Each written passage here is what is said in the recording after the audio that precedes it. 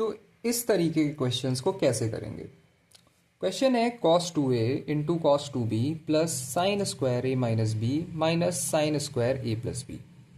चार ऑप्शन है, sine 2a minus 2b, sine 2a plus 2b, cos 2a plus 2b या फिर cos 2a minus 2b।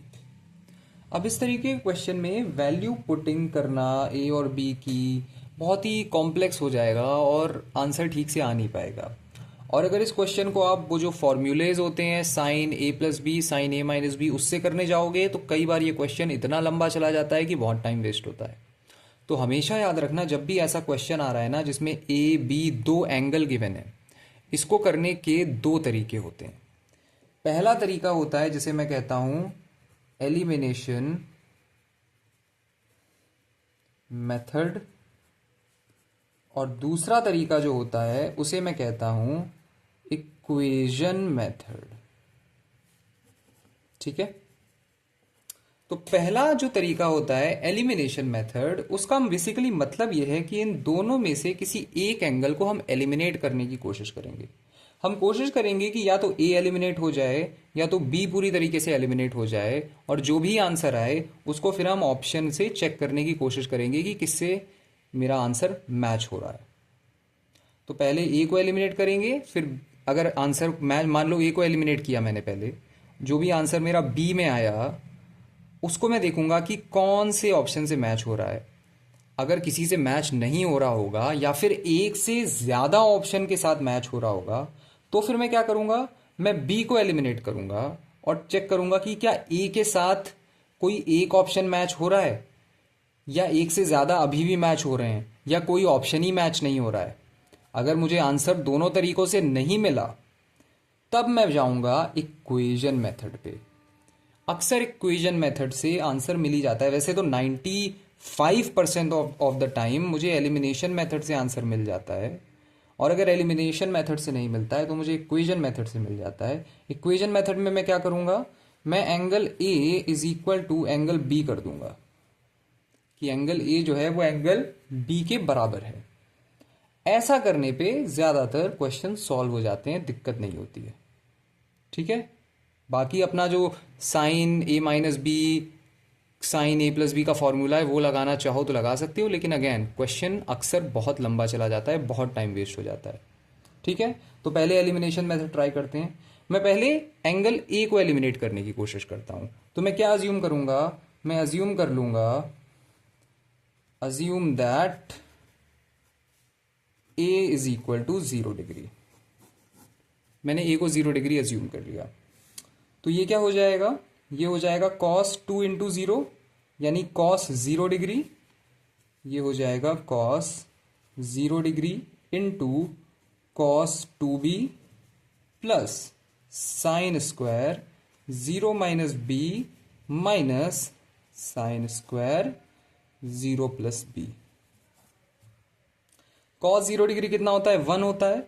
तो ये 1 into cos 2b plus sine square minus B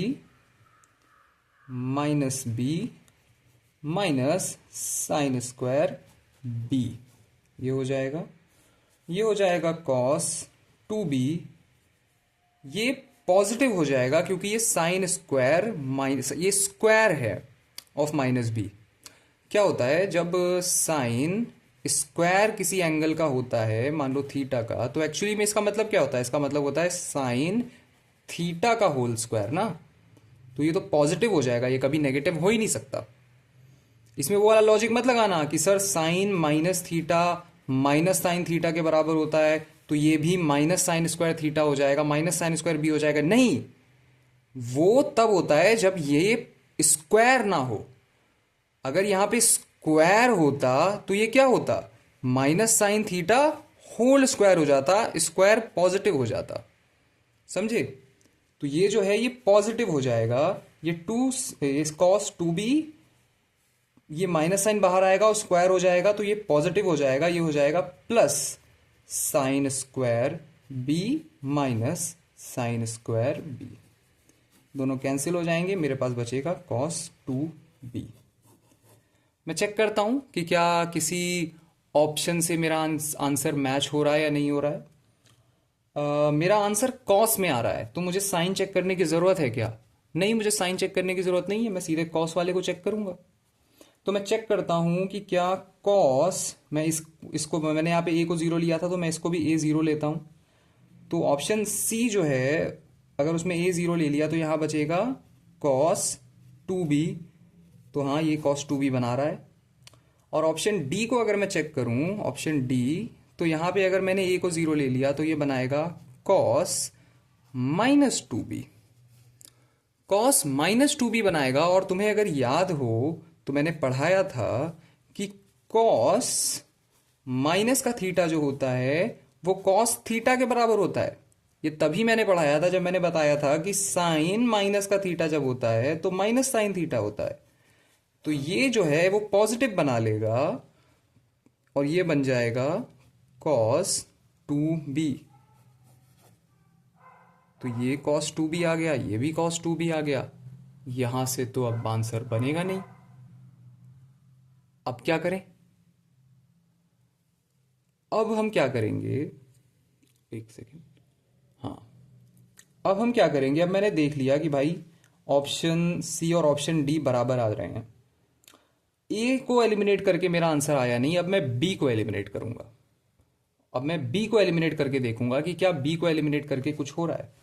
देखते हैं, सीधे ऑप्शन को ही चेक करते हैं। ऑप्शन में दिक्कत हो रही थी, ऑप्शन ही इक्वल आ जा रहे थे, आंसर तो आ ही जा रहा था। तो ऑप्शन में बी को एलिमिनेट करके देखते हैं। तो let B is equal to 0 degree. अगर बी को मैंने 0 डिग्री ले लिया तो ये क्या बन जाएगा, ये बन जाएगा कॉस टू ए।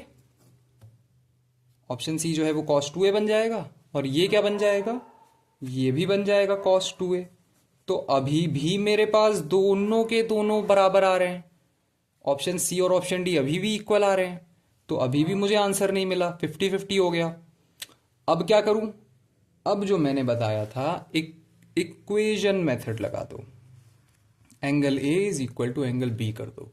यही बचा है मेरे पास और कोई तरीका नहीं बचा है। तो मैं angle A is equal to angle B कर देता हूं और देखता हूं फिर क्या होता है। तो let A is equal to B. अगर A is equal to B है तो इस पूरे को मैं सिर्फ एक ए के फॉर्म में लिख दूं तो ये क्या बन जाएगा, cos two A into cos two A, cos two A into cos two A plus sine square A minus A minus sine square A plus ए। ठीक है, ये बन जाएगा।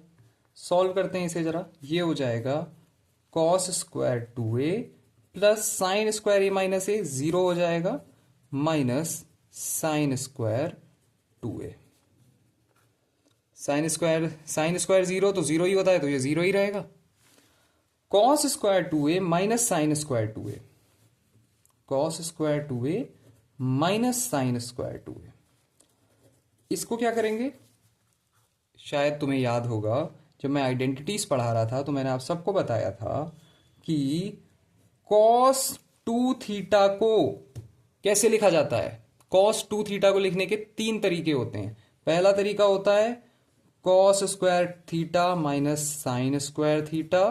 दूसरा तरीका होता है 2 कॉस स्क्वायर थीटा माइनस 1। और तीसरा तरीका होता है 1 माइनस 2 साइन स्क्वायर थीटा। तो ये इस तरीके से ही तो लिखा गया है यहां पे कुछ, बस यहां पे 2a बन रहा है यहां पे a की जगह। इसका मतलब ये जो है ये फॉर्मूला कॉस 2a का नहीं है, ये फॉर्मूला कॉस 4a का है। क्योंकि ये जो फॉर्मूला है ये एंगल को हाफ करने का फॉर्मूला है कि जब कॉस टू थीटा की मुझे वैल्यू पता हो और मुझे कॉस थीटा जो कि इसका हाफ है उसकी वैल्यू जाननी हो तो मैं ये फॉर्मूला लगाता हूं। और अगर मुझे कॉस 4 थीटा की वैल्यू पता है तो मुझे जब कॉस 2a की वैल्यू जाननी हो तो मैं ये फॉर्मूला लगा दूंगा। तो मैं यहां पे इसकी वैल्यू ऐसे लिख दूंगा। तो एक्चुअली में ये जो लिखा हुआ है, जो मेरा आंसर आ रहा है, वो कॉस 4a के बराबर है। तो कॉस 4a मेरा आंसर है। अब a is equal to B करने पे कॉस 4a मेरा आंसर आ रहा है। अब मैं ऑप्शन में भी a is equal to B करके देख लूंगा कहीं मेरा कॉस 4a बन रहा है या नहीं। तो बना के देखो। चलो, साइन चेक करने की जरूरत है नहीं क्योंकि मेरा आंसर आ रहा है cos 4a, मुझे cos 4a बनाना है। cos 2a, इसको भी a is equal to B कर दोगे तो 2a, तो ये बन जाएगा cos 4a। हाँ भाई, ये तो मेरा cos 4a आ रहा है। ये क्या आ रहा है, 2a माइनस 2b, इसका मतलब माइनस 2a, तो ये कैंसिल हो जाएगा। मेरा आंसर है option C, cos 2a plus 2b। बहुत आराम से प्यार से इसको देखो, पूरे सोल्यूशन को बार बार रिवाइंड करके। बेहतरीन क्वेश्चन है ये, उन क्वेश्चन में से है जो कि डिसाइड करते हैं कि टॉपर कौन बनेगा और कौन अगले साल फिर से अटेम्प्ट करेगा। क्योंकि ये ऐसा क्वेश्चन है जो कि तुम तभी सॉल्व कर पाओगे जब तुम्हें बहुत अच्छे से अंडरस्टैंडिंग आती है ट्रिग्नोमेट्री की, और तुम्हें ये भी फॉर्मूलेज भी आते हैं, तुम्हें आइडेंटिटीज भी आती है, तुम्हें हर क्वेश्चन को करने के 2-3 तरीके भी आते हैं। तभी ये क्वेश्चन हो सकता है, वरना ये क्वेश्चन नहीं कर पाएंगे आप। समझे? तो इस क्वेश्चन को बार बार रिवाइंड करके देखना, मजा आएगा। सॉल्व अच्छे से मैंने किया है, पूरा सोल्यूशन एकदम बेहतरीन तरीके से अपने दिमाग में डाल लो। चलो।